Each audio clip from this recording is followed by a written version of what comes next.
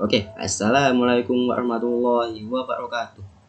Jadi pada kesempatan kali ini saya akan menjelaskan kepada kalian semua tentang tafsir surat At-Takwir dari ayat 1 sampai ayat 29. Oke, langsung saja kita lanjut ke ayat pertama. Idza syamsu kuwirat, apabila matahari telah digulung. Allah menerangkan bahwa jika matahari telah digulung, telah padam cahayanya dan jatuh berantakan bersama dengan hancurnya alam semesta yang pernah didiami oleh makhluk-makhluk yang hidup di dunia, maka musnahlah segala alam karena berpindah dengan alam yang lain. Ayat kedua. Wa izan nujumu kadarut, dan apabila bintang-bintang berjatuhan. Apabila bintang-bintang berjatuhan dan padam sekalian cahayanya. Ayat ketiga. Wa izal jibalu suyirat, dan apabila gunung-gunung dihancurkan. Dan apabila gunung-gunung dihancurkan setelah dicabut dari bumi, diterbangkanlah di angkasa ketika terjadinya gempa yang amat dahsyat sehingga gunung-gunung itu tak lepas dari dasarnya dan digemparkan dan dilemparkan ke angkasa seperti awan yang ditiup dengan angin laksana kapas. Ayat keempat. Wa izal isyaru utilat, dan apabila unta-unta yang bunting ditinggalkan. Dan apabila unta-unta yang bunting dan menjadi harta yang dibanggakan ditinggalkan begitu saja dan tidak dipedulikan lagi dan diurus oleh pemiliknya. Ayat kelima. Wa izal wuhusuhu syi'at, dan apabila binatang-binatang liar dikumpulkan, dan tiadalah binatang-binatang yang ada di bumi dan burung-burung yang terbang dengan kedua sayapnya, melainkan umat juga seperti kamu. Tiadalah kami alpakan sesuatu pun dalam Alkitab. Kemudian kepada Tuhanlah mereka dikumpulkan. Ayat ke-6. Wa izal jibalu sujjirat, dan apabila lautan dipanaskan, dan dialah yang membiarkan dua laut mengalir berdampingan, dengan yang ini tawar dan segar, dan yang lain sangat asin lagi pahit. Dan dia jadikan antara keduanya dinding dan batas yang tidak akan bisa ditembus. Ayat ke-7. Wa izal nufusu suyirat. Wa izan nufusu zuwijat, dan apabila roh-roh dipertemukan. Dengan dipertemukan adalah jiwa itu dimasukkan ke dalam badannya kembali. Tadinya ruh dicabut kemudian diletakkan di alam barzah, sedangkan tubuhnya bisa jadi lapuk bersama tanah atau bisa jadi dimakan oleh binatang buas atau dimakan oleh ikan. Namun pada hari tersebut ruh akan dikembalikan kepada tubuhnya semula. Ayat ke-8. Wa izal mau'udatu su'ilat, dan apabila bayi-bayi perempuan yang dikubur hidup-hidup ditanya. Asal kata dari mau'udah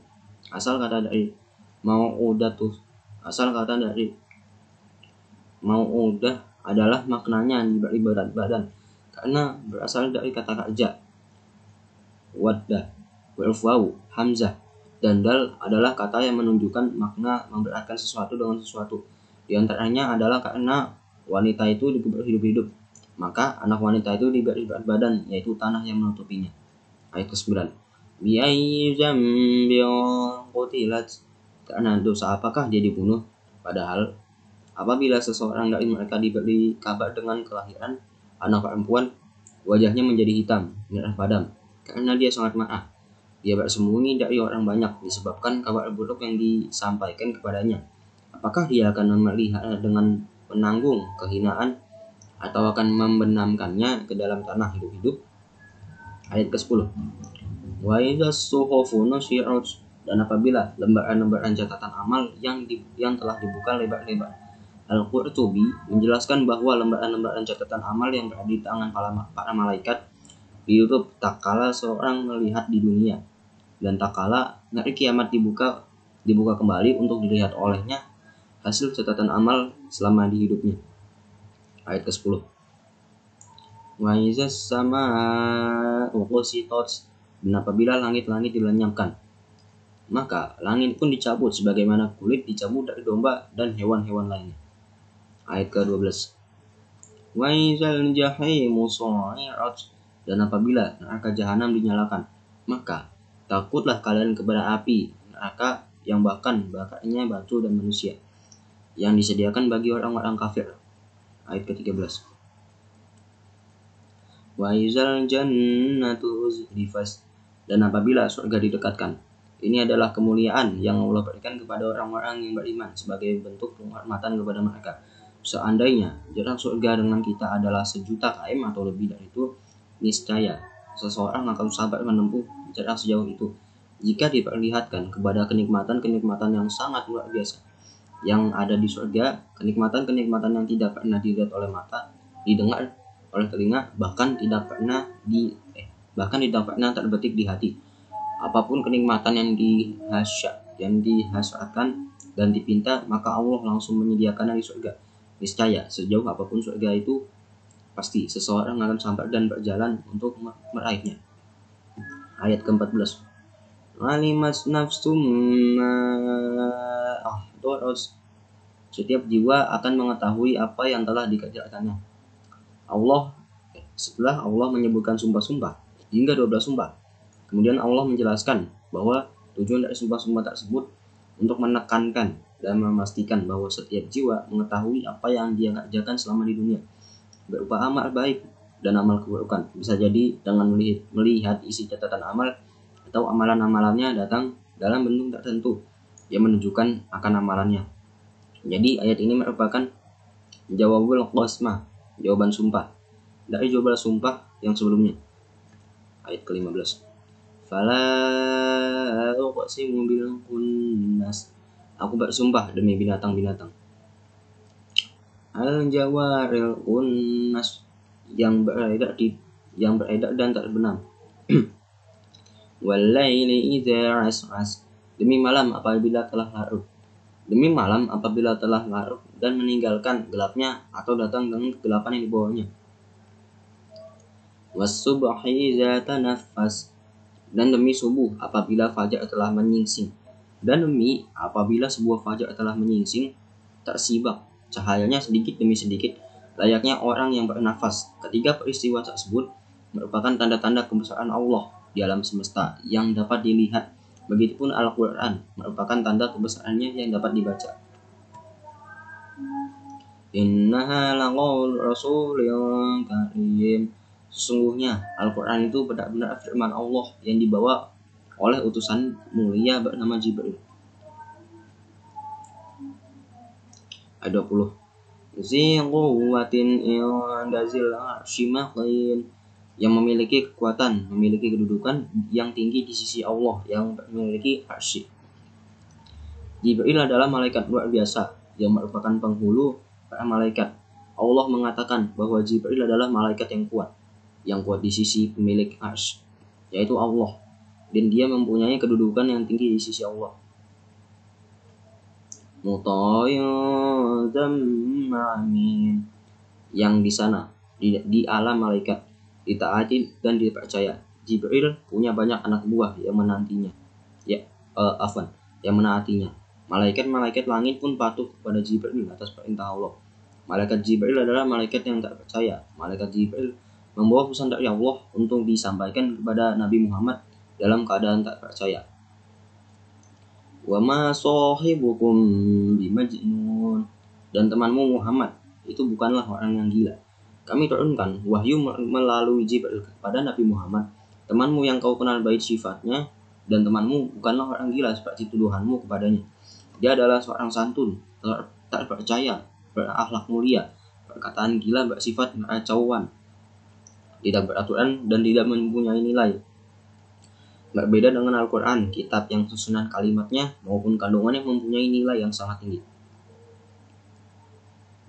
Walaqad ra'ahu bil ufuqil mubin, dan sungguh dia Muhammad yang telah melihat Jibril di ufuk yang tak terang.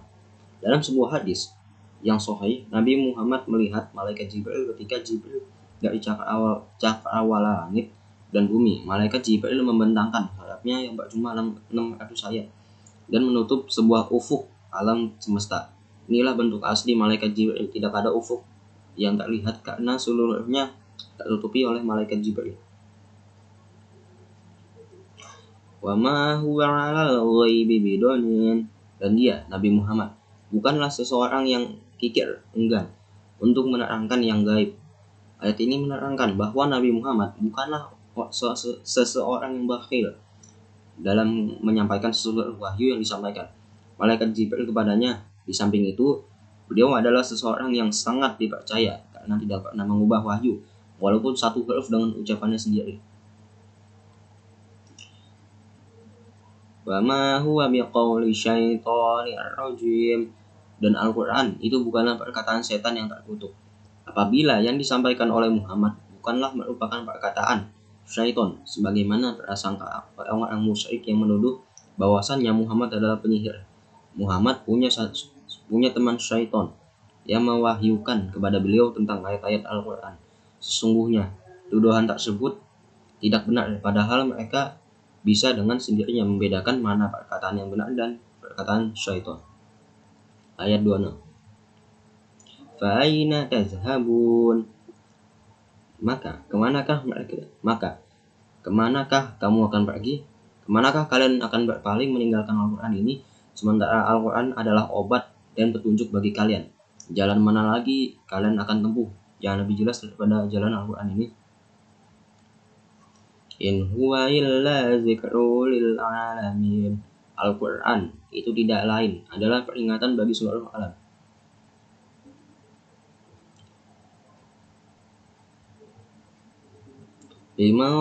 Ayat 28. Lima syaa minkum ay yastaqim. Yaitu bagi siapa di antara kalian yang menghendaki menempuh jalan yang lurus. Ayat 29. Wa ma tasya'una illa ay yasha'allahu rabbul alamin. Dan kamu tidak dapat mengkehendaki menempuh jalan itu kecuali apabila dikehendaki Allah, Tuhan seluruh alam. Yaitu kalian tidak akan bisa istiqomah di jalan yang benar kecuali atas kehendak Allah juga.